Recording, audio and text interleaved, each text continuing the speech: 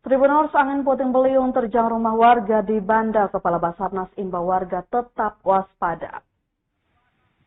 Warga desa Merdeka, Kecamatan Banda, Kabupaten Maluku Tengah diterjang angin puting beliung Senin 3 Februari 2025 pagi.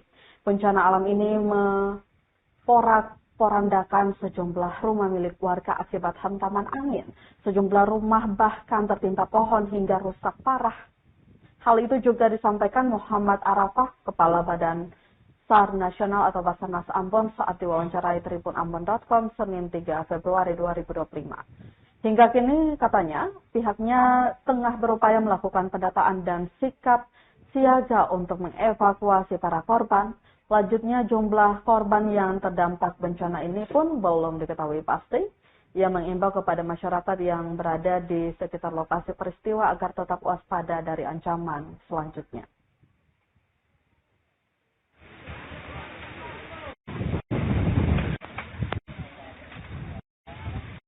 Assalamualaikum warahmatullahi wabarakatuh. Selamat pagi. Kami menyampaikan update terjadinya angin yang kencang di wilayah Kabupaten Banda. Pada subuh tadi terjadi angin yang cukup kencang dan membuat rumah-rumah warga yang mengalami rusak dan pohon-pohon yang tumbang. Dan kami juga melaksanakan siaga personil di Posar Banda mengantisipasi apabila ada terjadinya korban jiwa, dan sampai saat ini belum ada laporan terkaitnya korban jiwa. Demikian. Langkah-langkah apa yang sudah diambil?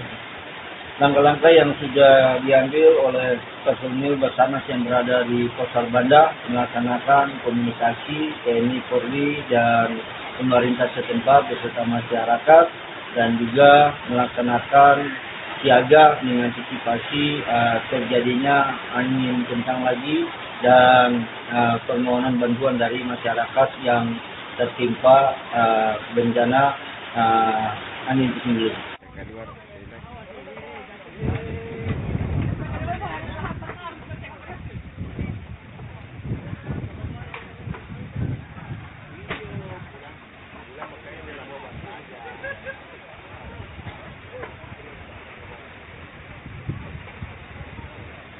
Download Tribun X sekarang, menghadirkan lokal menjadi Indonesia.